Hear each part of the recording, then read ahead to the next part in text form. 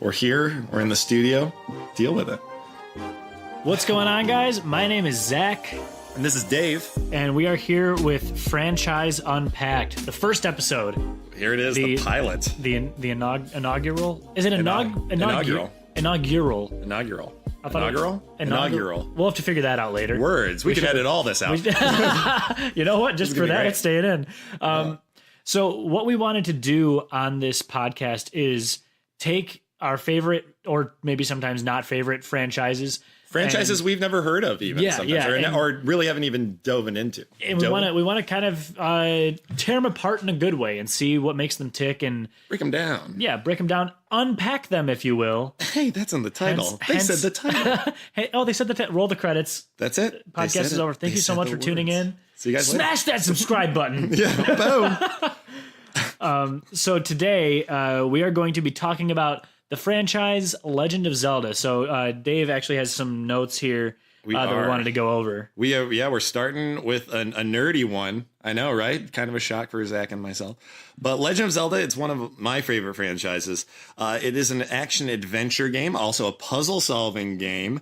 First created by, Shigeru Miyamoto came up with it originally, the original creator. Published by Nintendo, the Nintendo company. And then a little side note, some of the original games that were outsourced for portable games, like for your Game Boy, for your DS, those were outsourced to Capcom, Vanpool, and Grezzo.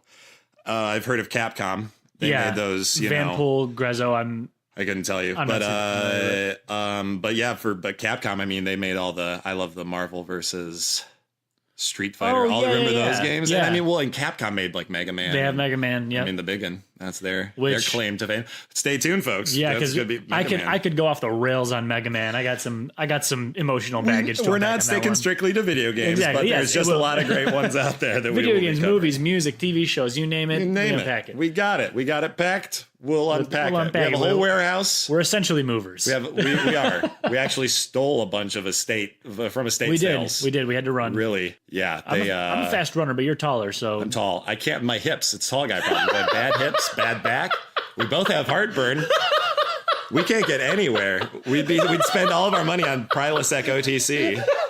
Today's episode is brought to you by Prilosec OTC, by the way. I don't know if we can say that. Yeah. We're keeping it in. Whatever. Hey, it's free advertising. If Prilosec comes after us, I think if we get sued for free I don't know. We'll figure that out. Well, anyway, yeah. So, and then one last little note about the kind of the production team of The Legend of Zelda. He was the original composer for the audio. Koji Kondo, I believe is the pronunciation. Yep. He is now the current sound director of the franchise. Okay. So he went from composer of the bum bum ba da ba da da. We all know it. We all love it. It's iconic. And I can only imagine that I hope he composed. I go right to Ocarina of Time, and I'm hoping he composed like all music for that. I believe he did. Yep, I'm pretty sure. Any of those kind of classic, or Link to the Past had some great songs like the castle theme and all that stuff. I think, and I could be wrong on this, and if this is incorrect, anybody can chime in or send us an email. Yes, hit up those comments. Yes. Trolls. Sorry, you're not all trolls. Not all trolls. But I'm pretty sure that they kept Koji Kondo as their composer throughout, so that the games would have that cohesive feel. Oh, I hope. Yeah. Especially now, I feel like and we'll get into it really. I'm going to jump ahead a little bit. But once Skyward Sword came out, hitting that 25th anniversary vibe. Since then, it's been 7 years since that game came out, and the vibe really 7 years. That's a little shocking. We're getting old, Zach. But it's been 7 years, and since then, I feel like they've been really striving for really pulling a Marvel, let's make a universe. Let's really tie these things together. How haphazardly they do it with the timeline, which we will also get into. Sure. And that's been different universes. That is hotly debated, but dimensions. I don't know. Yeah, pretty much like you can switch them in and out. I think it could honestly, it could boil down to it doesn't matter whether it's in the timeline, out of the timeline, in the same dimension, in a different dimension, art styles, design. I think that it's something where any of the games could take place almost anywhere. I mean, sometimes they refer back to like the Hero of Time, and then I think in that instance you can clearly say, oh, okay, so that's after Ocarina of Time.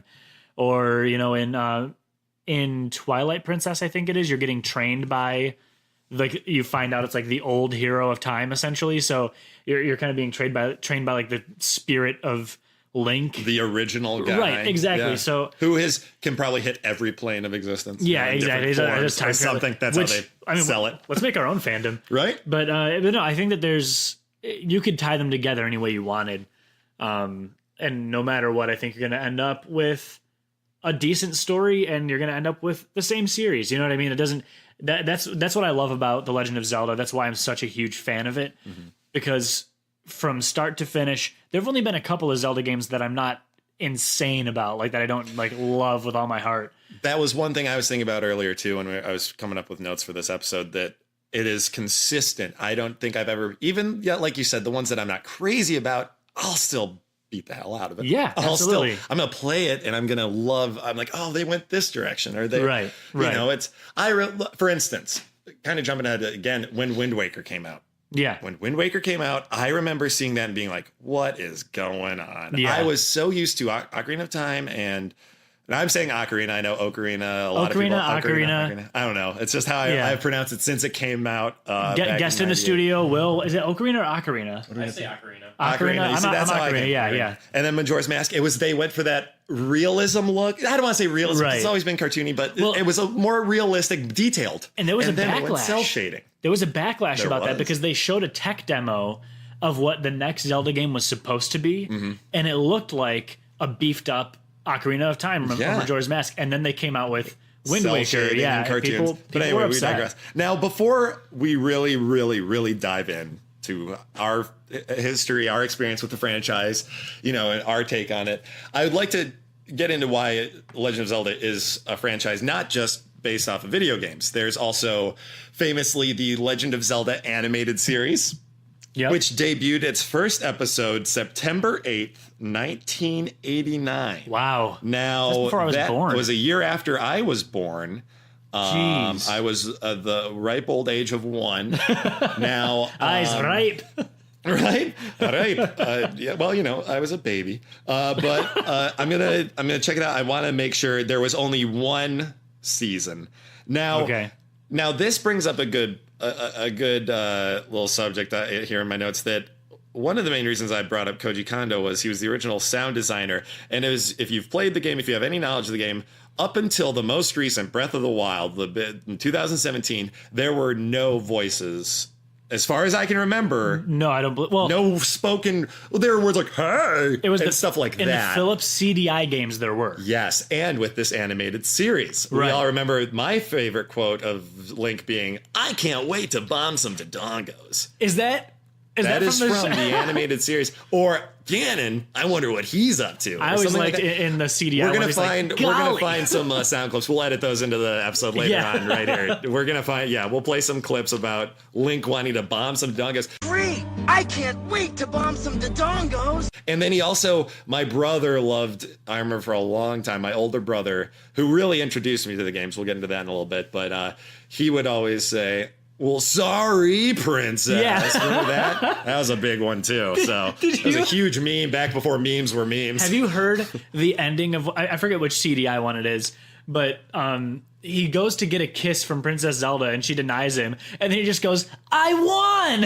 Yikes! Oh man! And that's just the end. In this day and age, I think Link was problematic at best. I won! And this also, I'm looking at a picture right now of the art style for The Legend of Zelda, the animated series. Here, I'll show Zach a little picture there. That looks kind of like He-Man. It's that 80s Thundercats. It's that very stylized cartoon drawing. But and now we're going to jump into a little of my history with the games. One of my first experiences was Christmas Eve when my brother got The Legend of Zelda. He'll have to correct me later. It was either The Legend of Zelda or Link's Adventure, the second one. Okay. And this was back in the day, and you might remember this, but back when you better read that instruction manual. You open up a video game. You read that instruction manual because there's a whole story, there's plot. You're going to learn about the characters. You're going to learn all the items you can get.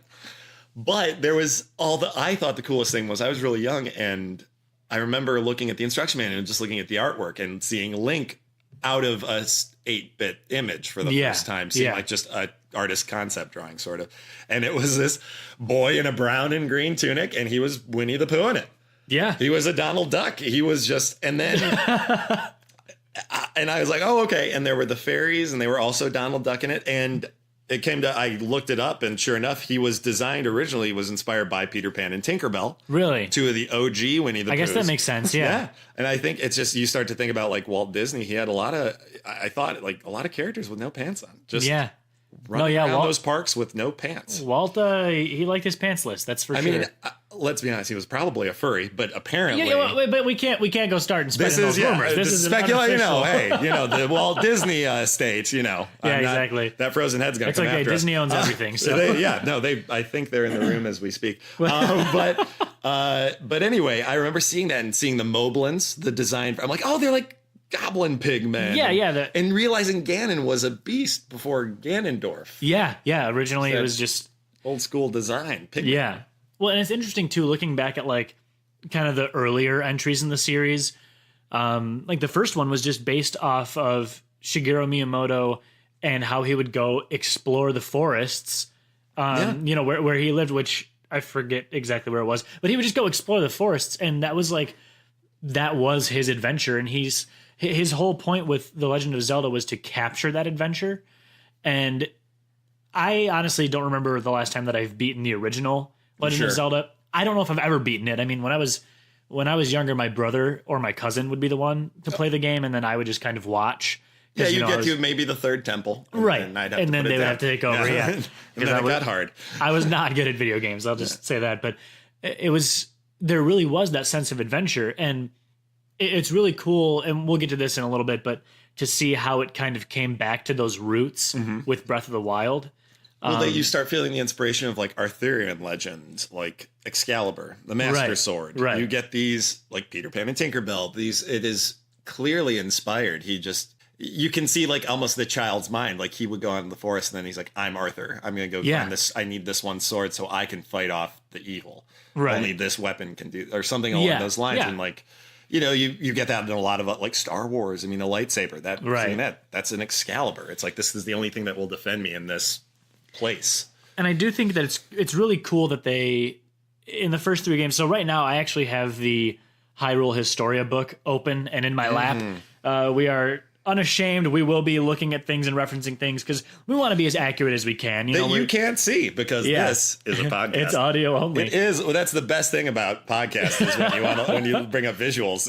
Right, exactly. Well, and what's going on in the room. We'll just describe it very well, but our thought was like, we don't want to. We would like to be as accurate as possible. And we're not video game designers. We're not video game historians. We're lovers, not experts. Right. And this. In the whole podcast, it's not even just going to be video games. So whatever we're talking about, we're just lovers of these franchises. So we did our homework. Yeah. So if there's anything that pops up where you're like, oh, well, no, this actually released 1 year later. Put it in the comments, nerds.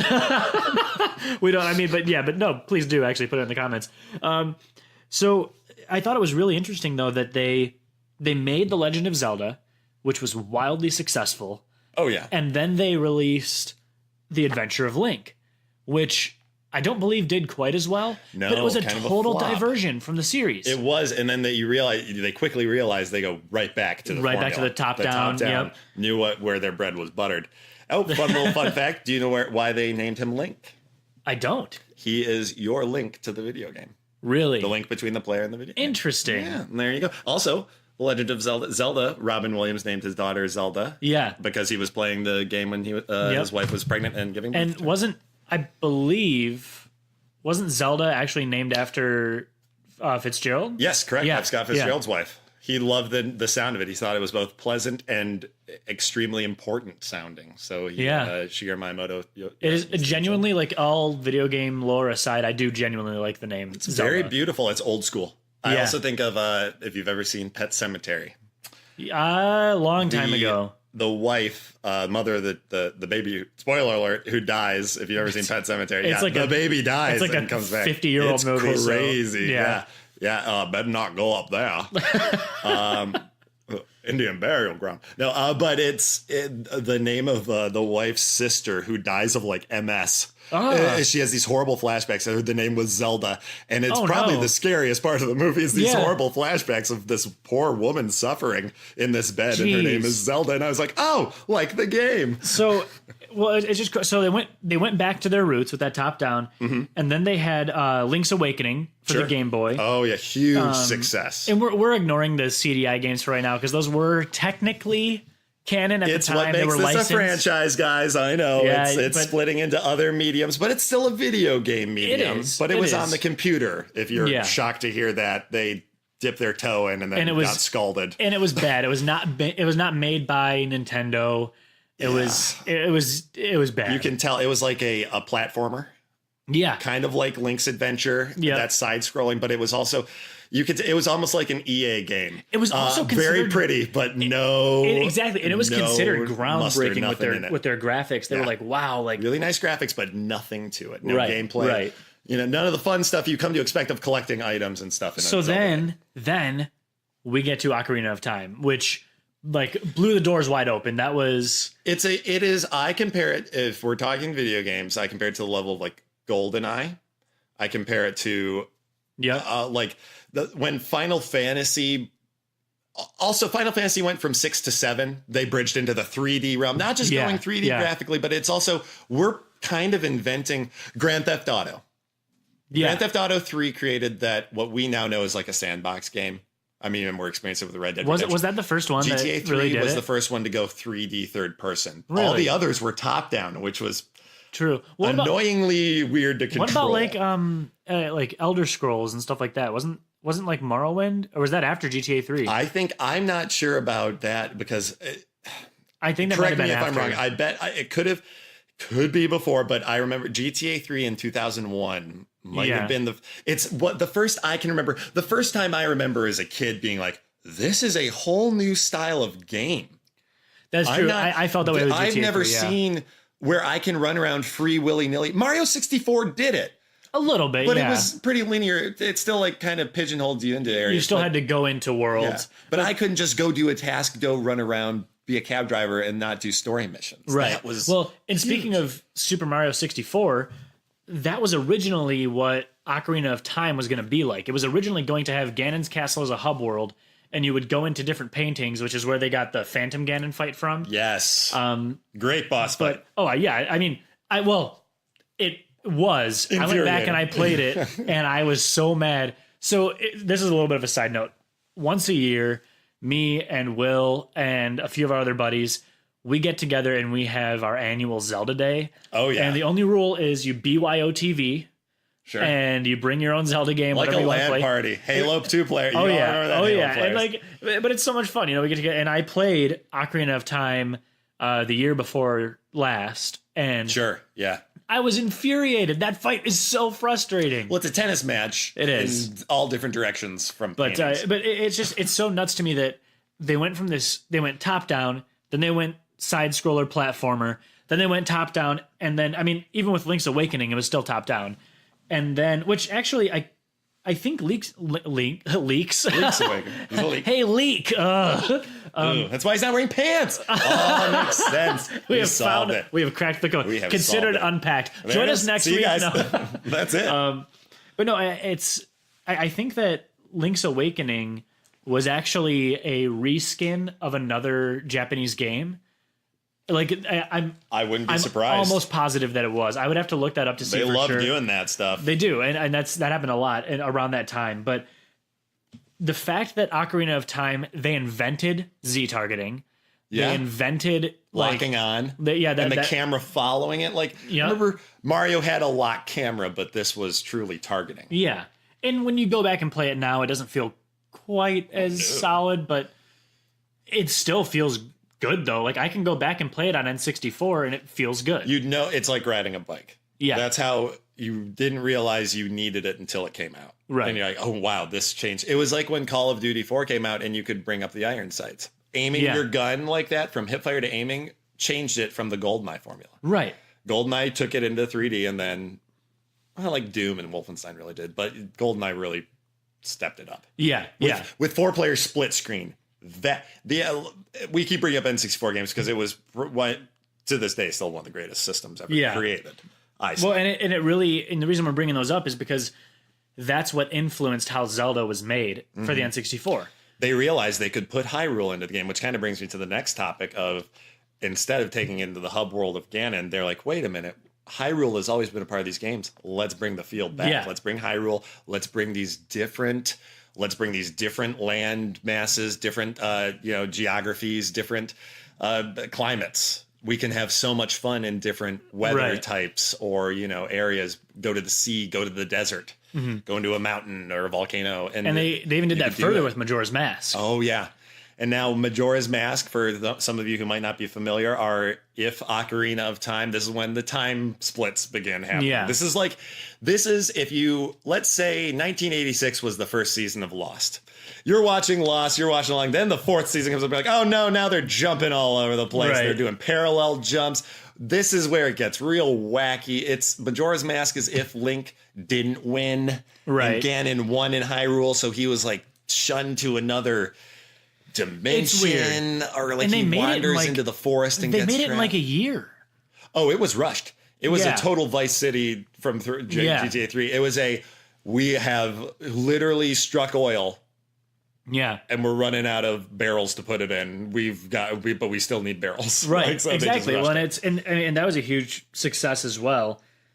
So what we want to do is we really just want to kind of like dissect these past entries in the series because they're all so solid, I think anyway. Oh yeah.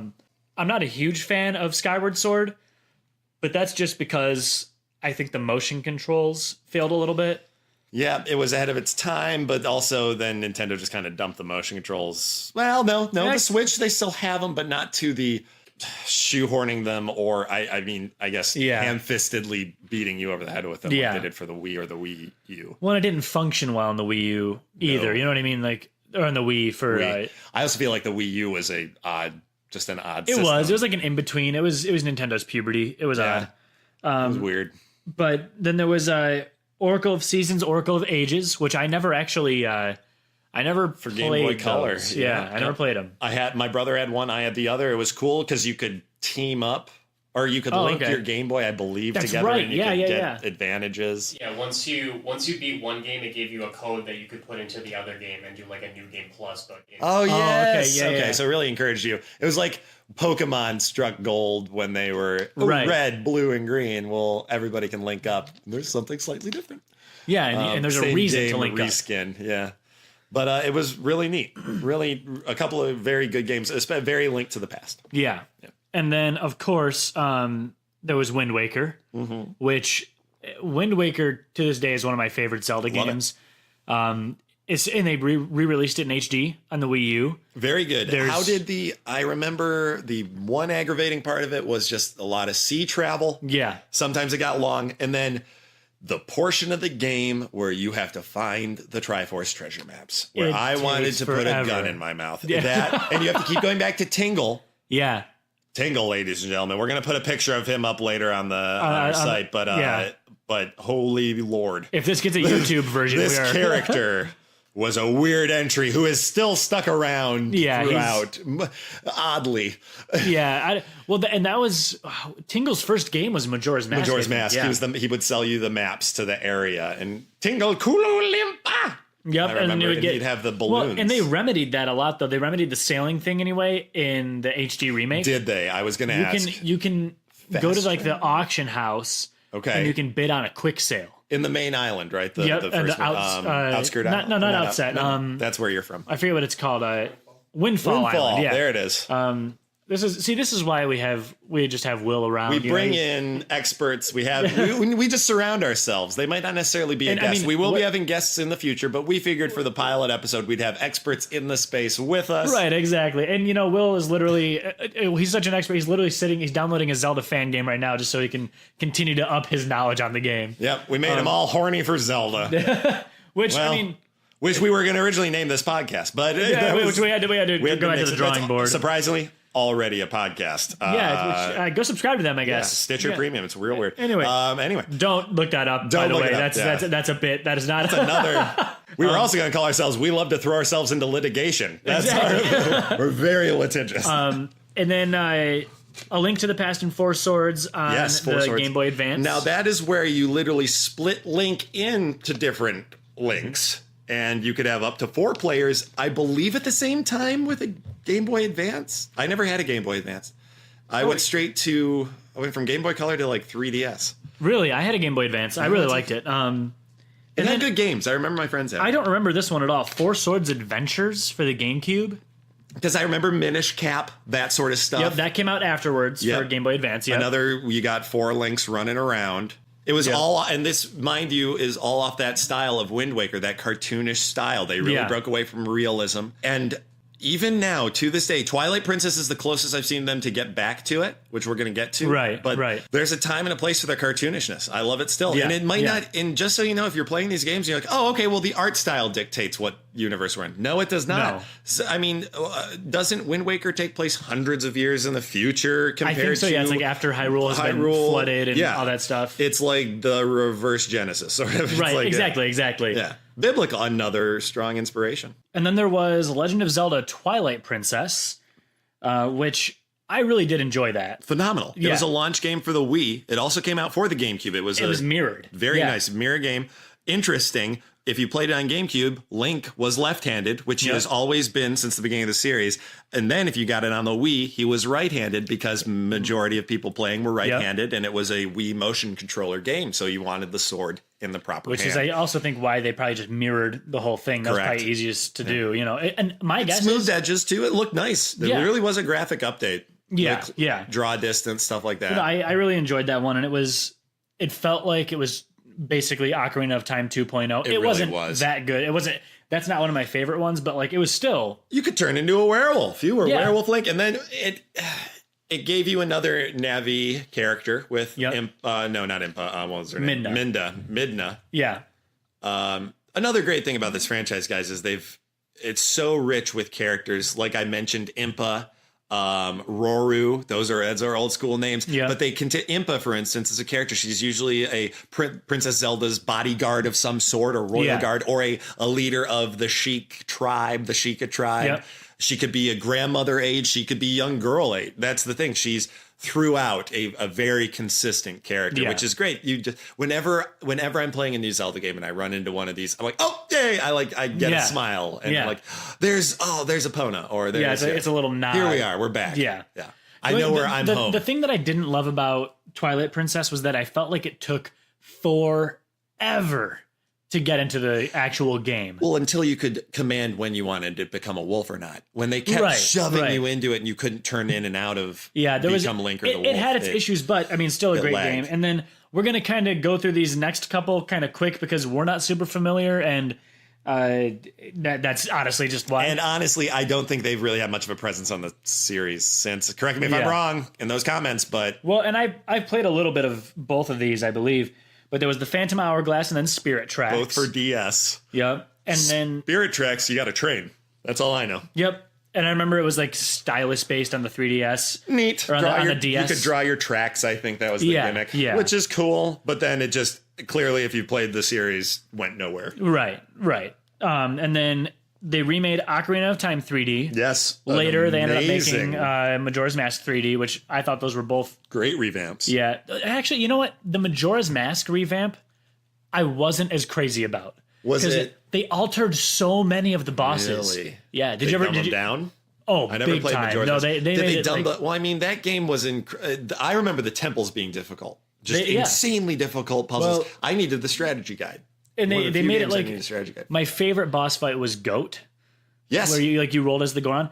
And they changed it where once you stun him, you have to like there's like this eyeball that pops out. Sure. And it's like a new weak point. And I'm like, just keep the boss fight the way it was. Like keep rolling around. They felt great. Your ability. And like they changed the swimming mechanic. It doesn't feel as good. Like they changed a lot of things. Oh, but, for the Zora. Yeah. Yeah. We digress. Yeah. But those are hot takes. Those are Zach coming in hot. I know, I'm coming in hot. I came in hot. Take. But the other that kind of leads us then to Skyward Sword, which we talked about a little bit already. The motion controls weren't perfect. You were flying around in it was like a Sky City, kind of like Bioshock Infinite. You're flying, it's horsing around in the sky. You got to, instead of a horse, you got a big bird, and it was a cool art design, and it was the 25th anniversary game. Most importantly, they wanted to put emphasis, I believe, on the sword itself. They wanted the connection of you with the Wiimote. They wanted to make everything, hey guys, it's been 25 years. Look at all this stuff. You're going into the old Hyrule from the original game. You're bombing down years later or whatever. It was good. I enjoyed it.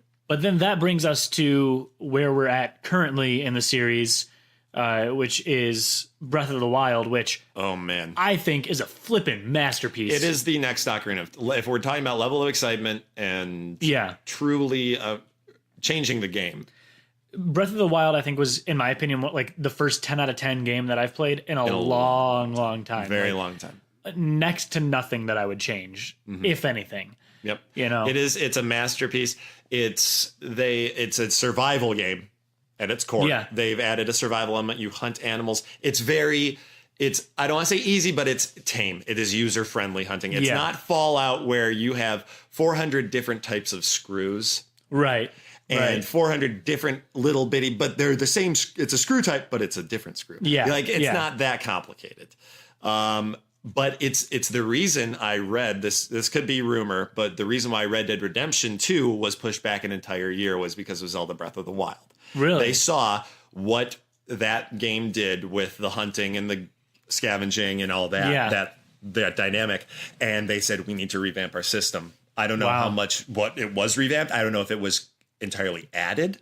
I knew that wildlife has always been a huge part of the Red Dead games since Red Dead 1, but and the mechanics of it's a beauty. And let me yet again, Red Dead Redemption 2, speaking of another 10 out of 10 masterpiece, truly in my book. And we might do that. Stay tuned, folks. We could do that franchise. We could, It might fall into our Westerns franchise. Exactly. We will see. Who knows? Anything that has more than one thing of it is a franchise. Cowboys. There's more than one Cowboys. We'll do a cowboy franchise. You got John Wayne and Clint Eastwood. You're right there. Anyway, but it was Breath of the Wild was truly fantastic. And there's just a little funny fact. I was bringing this up on our break with Zach that there was a game in 2015 called Triforce Heroes that was a Dynasty Warriors-esque big battler, waving your sword around, killing hundreds of enemies at a time, kind of open world war game that did not do well at all. No sales. It was very anime style. It was kind of fun though. It was fun, but I think Nintendo was at a crossroads. They needed to figure out where they were going with the series, I think, and they chose correctly. You're thinking of Hyrule Warriors. Was it Hyrule Warriors? Triforce Heroes was a 3DS game where there were 3 different links. That's right. I digress. Okay, see, Hyrule Warriors. Thank you. That's why we have Will. This is why we have our expert in the room. That is why we have him in the room. I digress, folks. Triforce Heroes was not that. That is Hyrule Warriors. Yeah, I feel like I need to I'm gonna post this on our socials. I need to take a picture of our in-room expert. Oh, there it is. Perfect. Got it. There it is. We have our in-room expert on The Legend of Zelda. Which we need desperately because we're liberal arts majors, and that's what we need. We need constant headshot updates. We need things. We're liberal arts majors. We're not demanding at all. But with Breath of the Wild, it's truly a phenomenal game. It came out in 2017 for the Switch and the Wii U. And the thing that I think really truly made it a phenomenal game, and the thing that made it what it was, the thing that made me want to go back and play it again and again after I beat the game, go back and find more things and discover more things. It went back to the series origin. Yeah. You can, if you want to, you can leave that first cave, do the first little batch of missions, and then go fight Ganon. Go straight to Ganon with 3 hearts. Exactly. Fight him with a stick in your hand. You can beat one of the main temples and then go, or 2, or 3, or 4. It was Skyrim-esque with you can complete missions how you see fit. You can do whichever temple in whichever order, which I really enjoyed. It didn't pigeonhole you into, you need this item to beat this temple, or because even with Ocarina of Time, it was an open world, and I put that into air quotes because certain things truly would not unlock for you until you hit a certain and there's actually a really great series. If you guys get a chance to check it out on YouTube, it's called Game Maker's Toolkit by Mark Brown, and he goes through like the actual design of all the dungeons in The Legend of Zelda, and it's really cool to see. But like you were saying, like there are things that stopped you in that one. There's almost nothing because there aren't any keys. The only keys that you get are when you're inside of a shrine, and the key only works for that shrine. And that's it. Yeah. So you're never blocked off from the world, and you're only as powerful as you are good at the game. And that's what I love. Like you have to actually learn how to fight in that game. Oh yeah. And master those skills. It was a curve. I remember being like, whoa, I am having difficulty for the first time with a Zelda game is since Majora's Mask. Yeah. And this is great. I love that kind of difficulty. And we're saying this because like we chose this franchise today for this episode because it had such an impact on both Zach and myself when we were younger. I mean, it's like the first time you read or see Lord of the Rings, it's on that level for me. It took me into a fantasy world that I could escape into, and it was always rich and always had phenomenal music. Which brings me to we're gonna break down the franchise now. It is Zelda goes across video games, television, music. You can go see live orchestrations. They do tours all over the world. Amazing live orchestration performance, and all your favorite music. They're like, oh yeah, I love that. It'll bring back all your childhood memories. Yeah, and now we're going to talk about the future of what we would like to see the franchise go. Personally, the only place it can go is a film. You think so? It's already attempted a TV series, be it animated. You can get a Netflix TV show. But I don't want to say where do you think the future should go? So we'll say our ideas and then break them down. I could see film. Okay. I could see a film. I actually, I don't want to say too much on here, but I was working on a concept of a short film. Okay. That was like futuristic, like neon punk Zelda. Which could work because the Zelda universe is infinite, but I'd almost love to see an anime of that. Oh yeah, that would be cool. It could like a Netflix anime or something. But I don't know. I think that film is becoming so saturated right now with everything's becoming a film. I would love to see Breath of the Wild amped up one more time, not remade, but I would like to see them take that engine, give us another part of Hyrule, whatever it is. And maybe it's a new part because this part of Hyrule was like, it was parts that you could find in Ocarina of Time. You want a Majora's Mask to this game. I want a Majora's Mask to a sequel of 2.0 with a new map, same dynamics, maybe new animals, maybe not as such a huge influence on hunting. I want dungeons. That's the one thing that I would want from that. I do miss dungeons. I would love it if there was, they can be optional, but I would love it if you could stumble into you find this like hidden pathway leading into a volcano, and then all of a sudden you're in the fire dungeon. A classic several room dungeon with switches on the floor and the wall master, stuff like that. Yes, some of my favorite temples, were like Ocarina of Time had like the fire temple. Once you became an adult, were just beautiful music, beautiful. Each one was unique and stylized, and the detail was just incredible. Back to my movie idea. I think a fun little, who would, if they did a movie, a live action film, one of the biggest problems you run into, Link is famously a silent character. Even with Breath of the Wild, everyone else is talking around him, talking to him, at him, and he's just silent. I think you could do it. I think if we've seen movies like Drive with Ryan Gosling or any of the original like spaghetti westerns with Clint Eastwood, you make it a character who has 6 lines. You make it a strong silent type. Just that brooding, it's all in the eyes. And I say no one we know of. We cast a complete unknown for Link. Zelda, you can get like I Emma Stone. I can see Emma Stone as Zelda. If we're going to make them Anglo-white people cast it, if we're going down that road, we're going to white cast them. If we're going to whitewash it. I'd love that. I'd like to see, everyone's like, oh, Leo DiCaprio would be a good Link. I'm like, he's too old. I want to see a Leo DiCaprio. Stay tuned. He's going to be a franchise. He himself is a franchise we will be bringing up. But I would love to see him start transitioning into Obi-Wan-esque characters. Starting to get middle-aged into the wise, like a Roru. I could see Leo as Ganondorf. Or a Ganondorf. You know what I mean? I could see him as like a young ambitious Ganondorf. Yeah, like Ganondorf when he's just starting to mess stuff up, I think it'd be fun. I think with filming, you could have a ball especially with Game of Thrones budgeting and locations that they've already established. You can do it well with graphics nowadays. Oh yeah. I think I would love to see practical, always practical. Since, for sure. Like the Star Wars reboots, or not reboots, I should say, the sequel trilogy. Since the callback to puppetry and stuff, I love it. Can't get enough of it. I'm in hog heaven. I'm trying to think for me though, who else I would maybe cast as Zelda. Sure. Because I think Emma Stone would be cool. Also, an unknown would be fun too. It would be. Let's make it Star Wars-esque. It could be kind of cool if everybody was unknown. You know what I mean? If there was, I want a Navi in it. Yeah. That is one thing we really didn't talk about was the continuation of. I would love for some reason in my mind, because Ocarina of Time was one of a very formative game in the series for me, let alone video games in general, that I got so used to Nevi that I thought she would be in the franchise more. That she would pop up in future iterations. You get in Majora's Mask, you get her cousin. You get Tattle. Tattle. Which is, and then you get Midna. And then you get, which is a Nevi, Fee, Fi, and Fo, and then Sleepy and Grumpy, and then the fun thing was that they did with Twilight Princess. The motion controller was the fairy. It wasn't a character. It was just a graphic, which was I loved it though. And then you get right back. You got the Sheikah Slate in.